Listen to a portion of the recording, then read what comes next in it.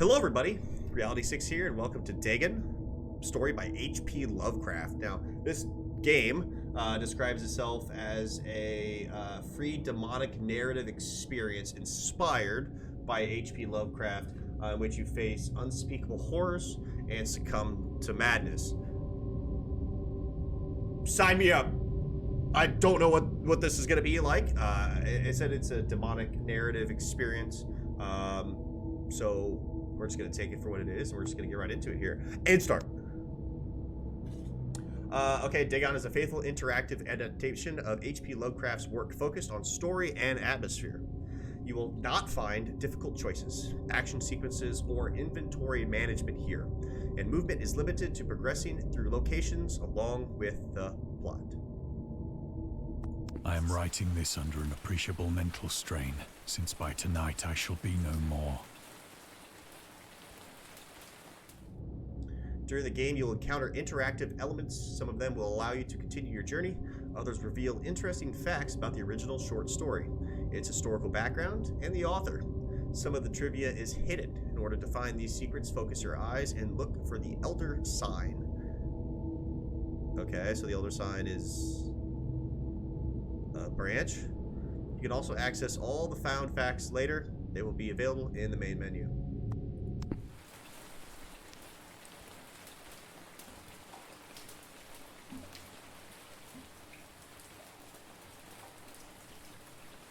Okay.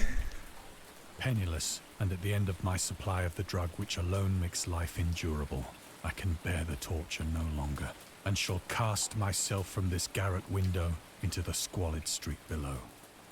Don't do that. Do not think from my slavery to morphine that I am a weakling or a degenerate. Okay. When you have read these hastily scrawled pages, you may guess, though never fully realize, why it is that I must have forgetfulness or death. Mm-hmm. Okay, so this is the one that said the trivia, right? Morphine. Morphine entered into use in the 19th century and was routinely administered to treat severe pain during the American Civil War and World War I. It was also sold without restrictions until 1914. Morphine became more popular after the invention of the hypodermic syringe around 1854. Frederick Turner, who first isolated the substance, originally named it morphium, after Morpheus, the Greek god associated with dreams. At the time when Dagon was published, morphine abuse, known as the soldier's disease, already posed a big problem in the United States. Okay. So we're gonna learn some things, and we're also gonna experience whatever this is, whatever the story is. Okay, pen and ink.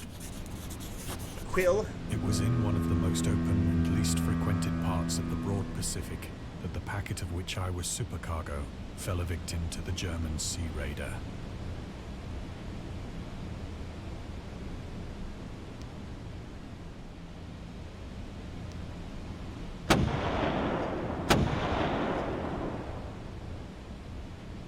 The Great War was then at its very beginning, and the ocean forces of the Hun had not completely sunk to their later degradation. So that our vessel was made a legitimate prize, whilst we of her crew were treated with all the fairness and consideration due us as naval prisoners. Interesting. The Huns. The Huns were Central Asian nomads who established a dominion in Europe and invaded the Roman Empire in the 5th century AD. They were known as brutal, deadly warriors and masters of quick raids, who also developed powerful composite bows, lassos, and early siege weapons. During World War I, the British used the word Hun, a synonym for German, in order to emphasize their brutality. However, the term originated when the German Emperor William II gave a speech to his troops on 27 July 1900, before they embarked to China. Should you encounter the enemy, he will be defeated. No quarter will be given. Prisoners will not be taken. Whoever falls into your hands is forfeited. Just as 1,000 years ago, the Huns under their king, Attila, made a name for themselves. One that even today makes them seem mighty in history and legend. May the name German May the name German be affirmed by you in such a way in China that no Chinese will ever again dare to look cross-eyed at a German. The refusal to take prisoners was a clear breach of the laws and customs of war adopted during the First Hague Convention of 1899.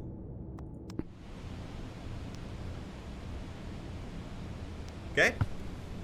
It's like a little lifeboat. So liberal, indeed, was the discipline of our captors that 5 days after we were taken, I managed to escape alone in a small boat with water and provisions for a good length of time.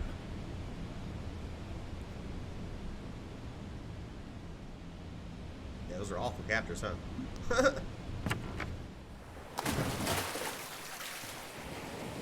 When I finally found myself adrift and free, I had but little idea of my surroundings. Never a competent navigator, I could only guess vaguely by the sun and stars that I was somewhat south of the equator. Okay. Of the longitude, I knew nothing, and no island or coastline was in sight.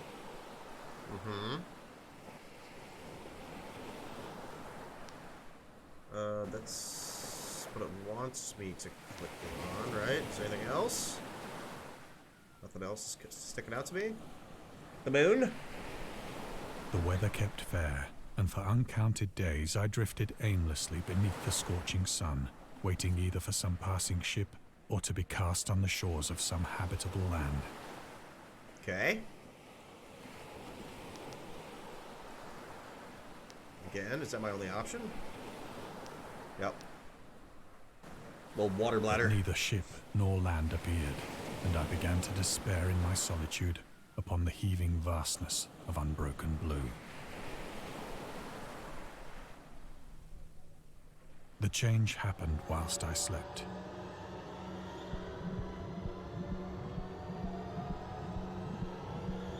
Its details I shall never know. What? For my slumber, though troubled and dream-infested, was continuous.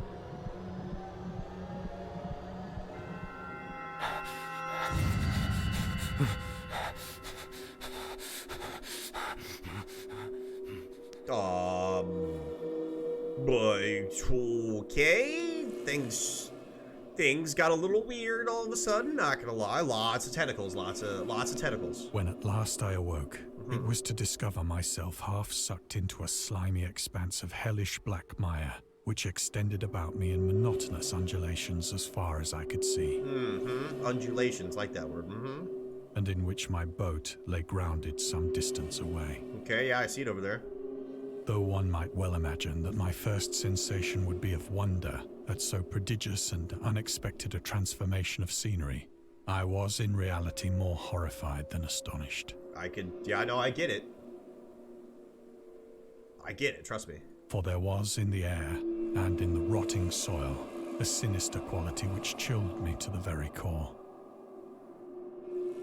The region was putrid with the carcasses of decaying fish and of other, less describable things which I saw protruding from the nasty mud of the unending plain. Perhaps I should not hope to convey in mere words the unutterable hideousness that can dwell in absolute silence and barren immensity. There was nothing within hearing and nothing in sight save a vast reach of black slime. Yet the very completeness of the stillness and the homogeneity of the landscape oppressed me with a nauseating fear. The sun was blazing down from a sky which seemed to me almost black in its cloudless cruelty, as though reflecting the inky marsh beneath my feet.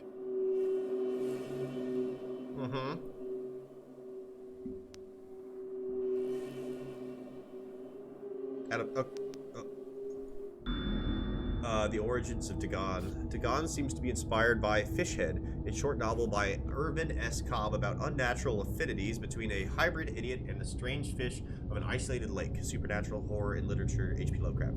In Lovecraft's dream about a strange island emerging from the ocean and him crawling in the ooze that covered its surface. I dreamed that whole hideous crawl and can yet feel the ooze sucking me down. In defense of Dagon, H.P. Lovecraft. Lovecraft's interest in the topic stemmed from his aversion to fish and sea smells. In his own words, I have hated fish and feared the sea and everything connected with it since I was 2 years old. But I cannot recall what earlier experience gave me such a profound and lasting aversion to the sea and seafood. The Dweller in Darkness, Lovecraft, 1927, Donald Wandry. Is that him coughing every time I, like, click on that? That little sound? Is that what that is, cough? As I crawled into the stranded boat, I realized that only one theory could explain my position. Aliens. Through some unprecedented volcanic upheaval, a portion of the ocean floor must have been thrown to the surface, exposing regions for which innumerable millions of years had lain hidden under unfathomable watery depths. I still think it's aliens, but... So great was the extent of the new land which had risen beneath me that I could not detect the faintest noise of the surging ocean, straining my ears as I might. Nor were there any seafowl to prey upon the dead things.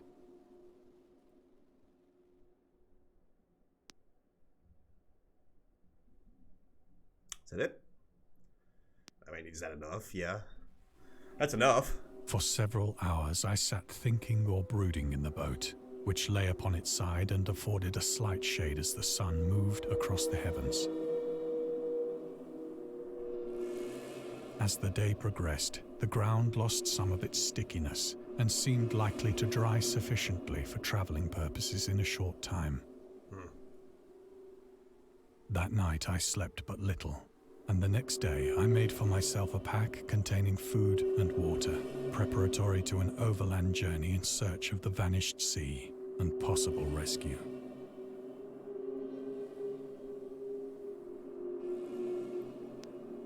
Okay. Is there anything else I can click on? Nope. On the third morning, I found the soil dry enough to walk upon with ease. The odor of the fish was maddening, but I was too much concerned with graver things to mind so slight an evil, and set out boldly for an unknown goal.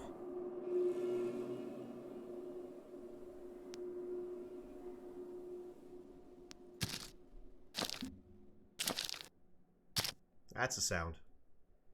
All day I forged steadily westward, guided by a faraway hummock which rose higher than any other elevation on the rolling desert. What is that?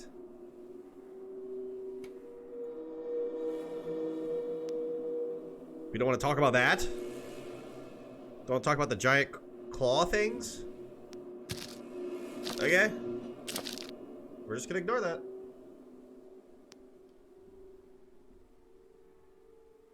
Oh, I don't like what's behind that rock.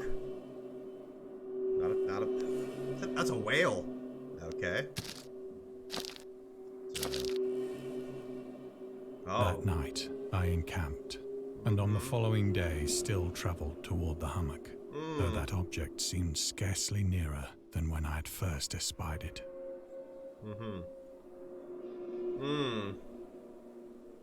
It's good. It's good.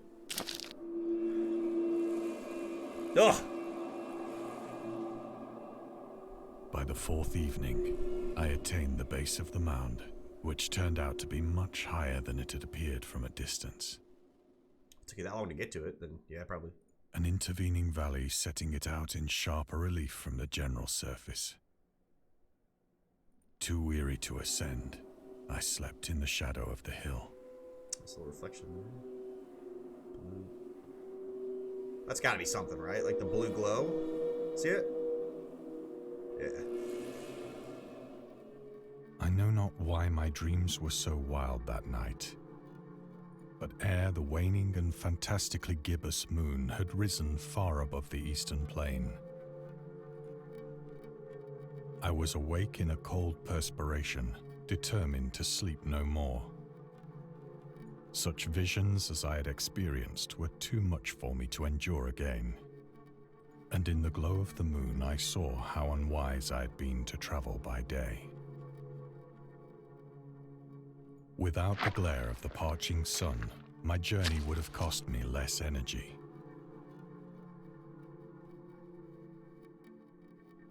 Indeed, I now felt quite able to perform the ascent which had deterred me at sunset. Picking up my pack, I started for the crest of the eminence.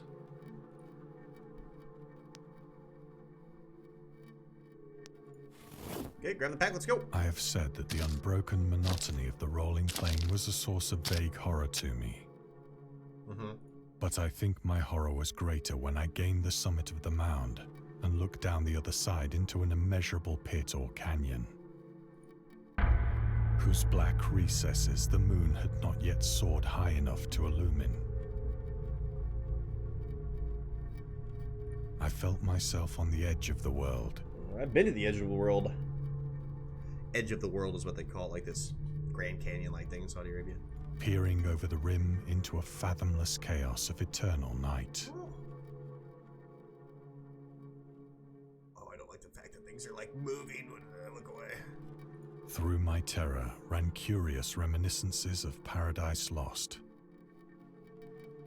and of Satan's hideous climb through the unfashioned realms of darkness. As the moon climbed higher in the sky, I began to see that the slopes of the valley were not quite so perpendicular as I had imagined. What?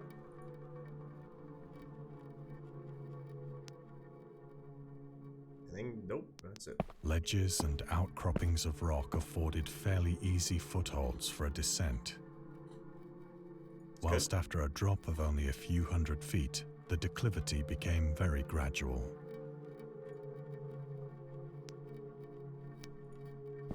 Okay.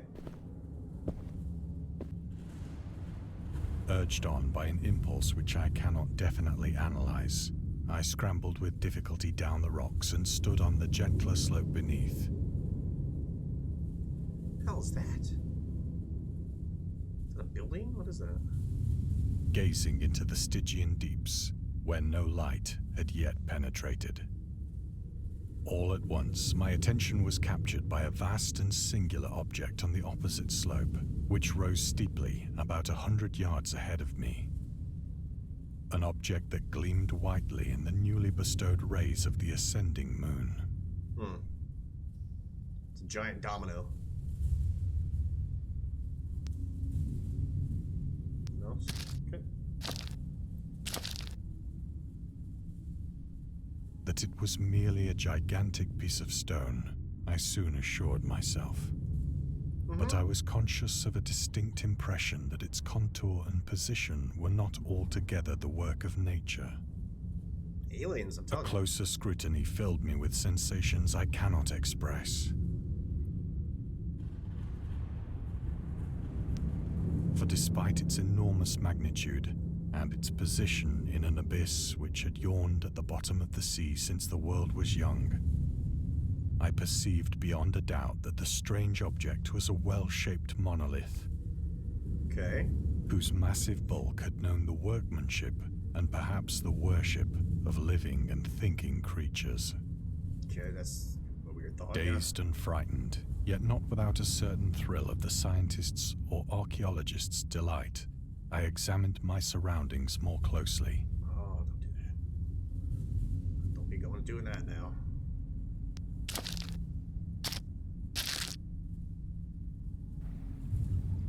The moon, now near the zenith, shone weirdly and vividly above the towering steeps that hemmed in the chasm,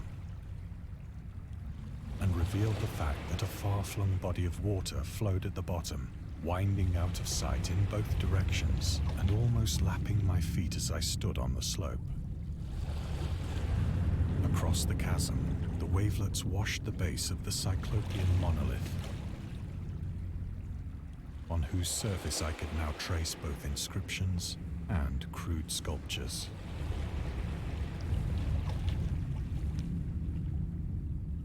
The writing was in a system of hieroglyphics unknown to me and unlike anything I'd ever seen in books,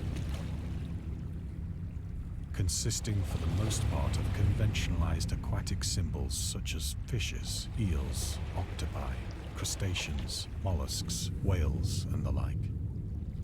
Several characters obviously represented marine things which are unknown to the modern world. but whose decomposing forms I had observed on the ocean-risen plain. It was the pictorial carving, however, that did most to hold me spellbound.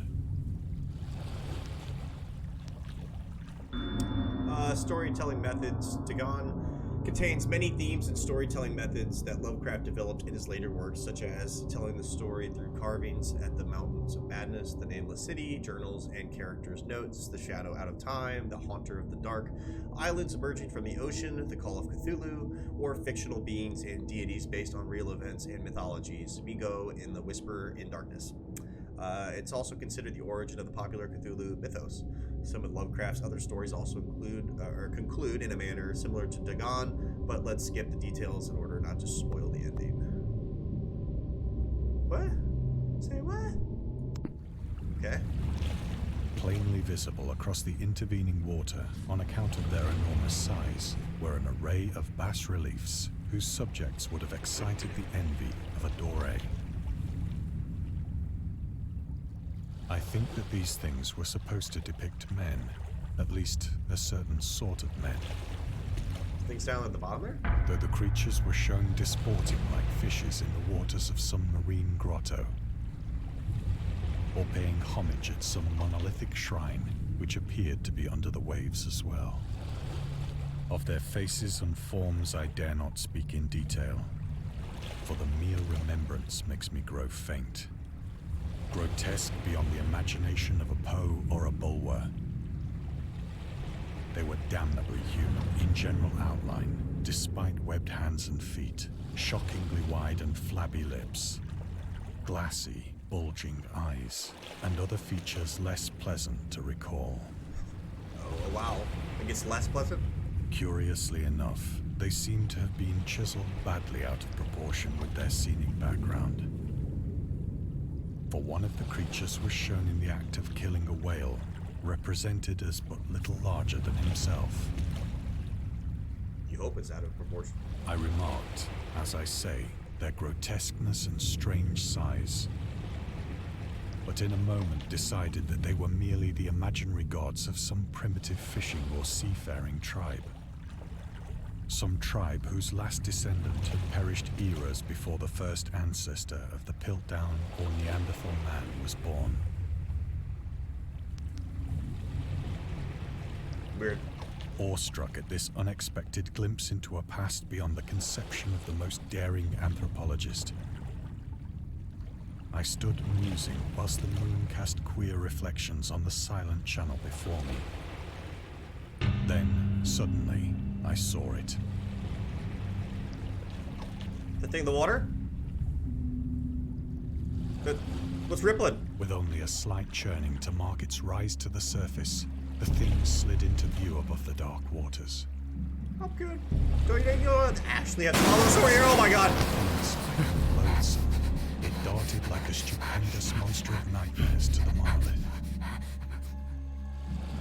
about which it flung its gigantic scaly arms, while it bowed its hideous head and gave vent to certain measured sounds.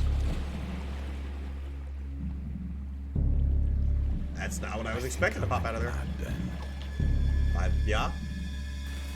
I think you've Of my gone mad. frantic ascent of the slope and cliff, and of my delirious journey back to the stranded boat, I remember little.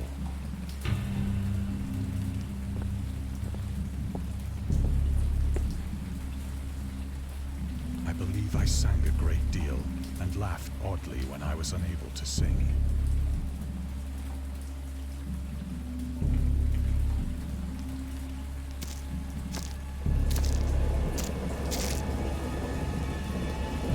I have indistinct recollections of a great storm sometime after I reached the boat. At any rate, I know that I heard pearls of thunder and other tones which nature utters only in her wildest moods.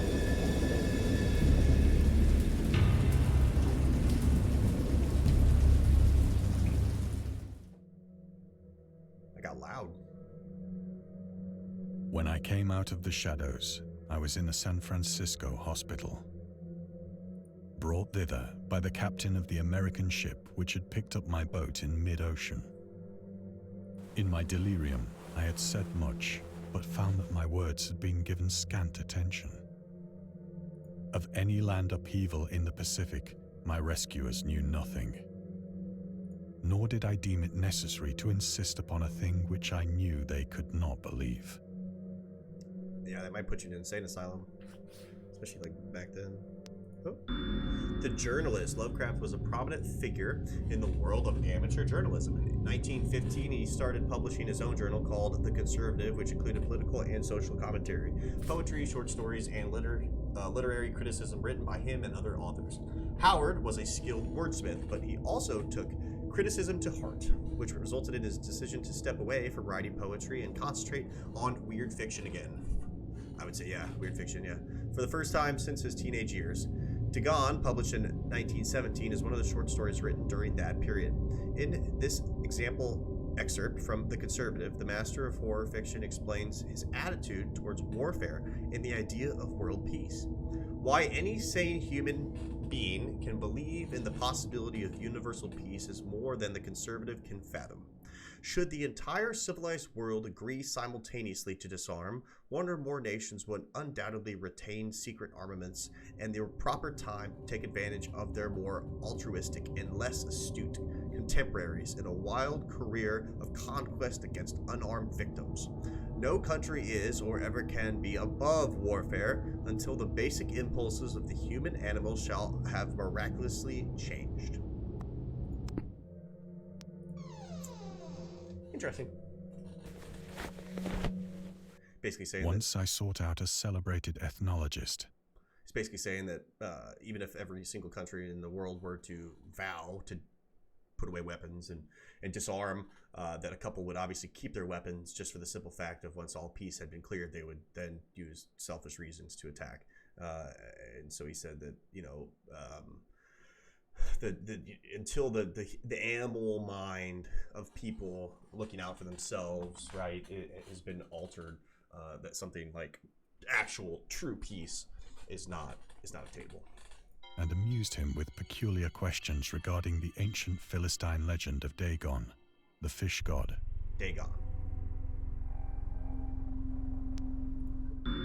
Dagon, was the main deity of the Philistines, worshipped throughout the Middle East in the ancient gods of fertility and crops.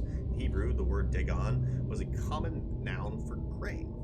The rulers of Akkad, Mesopotamia, chose him as the patron saint of their war conquests. He also appeared as the judge of the dead in an Assyrian poem and an underworld prison warder in one of the Babylonian texts. He is often mistakenly taken for a fish god due to the wrong interpretation of his name, as in Hebrew the word Dag means fish. In H.P. Lovecraft's works, Dagon is an underwater deity ruling over the deep ones, a humanoid race with fish traits that resides in the oceans. He is worshipped by a secret cult called the Esoteric Order of Dagon.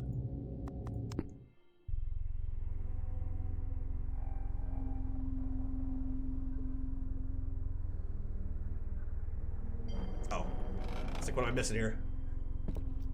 Missing something. But soon perceiving that he was hopelessly conventional, I did not press my inquiries.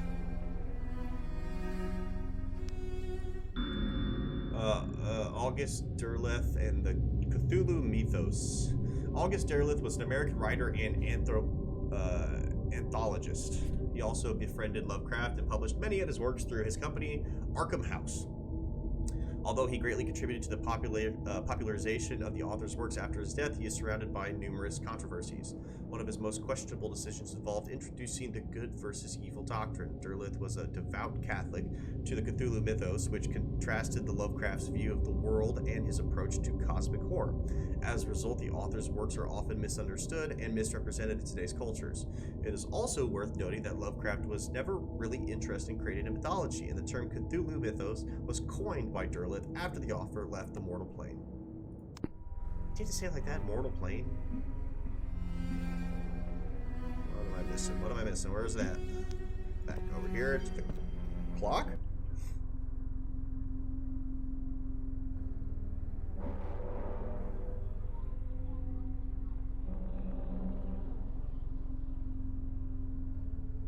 Nothing.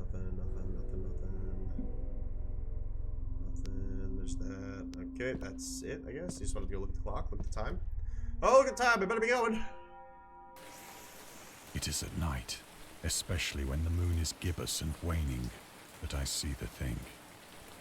I tried morphine, but the drug has given only transient surcease and has drawn me into its clutches as a hopeless slave. Addiction to morphine now, huh? So now I am to end it all, having written a full account for the information or the contemptuous amusement of my fellow men.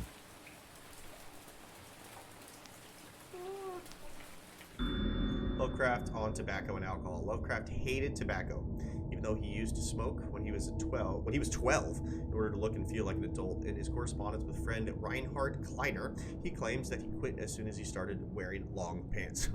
He also had a very strong opinion about alcohol, as evidenced in his letter to Zelia Brown, dated 13th February 1928. For the matter of drinking, I have never tasted intoxicating liquor and never intend to. Having a strong aesthetic disgust at anything which blunts or coarsens the delicate natural epoise, I don't even know what that word is, of the evolved human intellect and imagination. Drinking excited my personal repugnance, hence I don't drink. Let the herd do what they will. I am rather in favor of prohibition, the prohibition of any one antisocial force as well as of any other. Spirit of Vision, letters to Celia Brown. Okay. I want to kick my ass.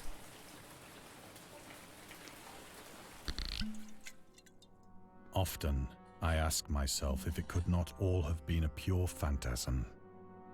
A mere freak of fever as I lay sun-stricken and raving in the open boat after my escape from the German man-of-war.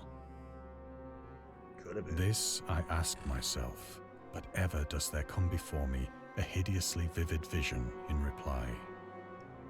I cannot think of the deep sea without shuddering at the nameless things that may at this very moment be crawling and floundering on its slimy bed, worshipping their ancient stone idols and carving their own detestable likenesses on submarine obelisks of water-soaked granite.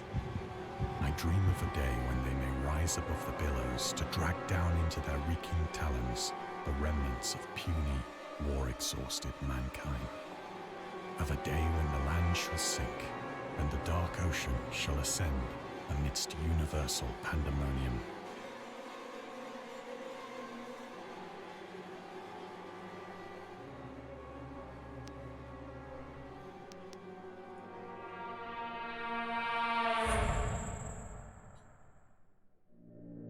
The end is near.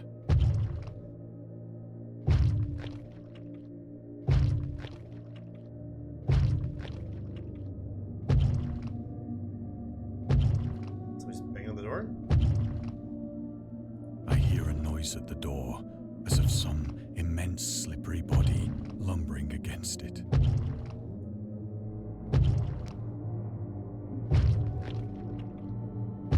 Hello, room It service. shall not find me.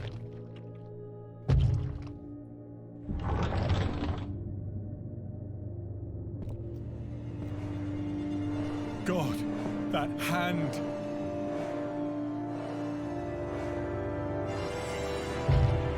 The window! The window! To the walls! To the walls! Oh god. Yeah. Oh, that, yeah. Yup.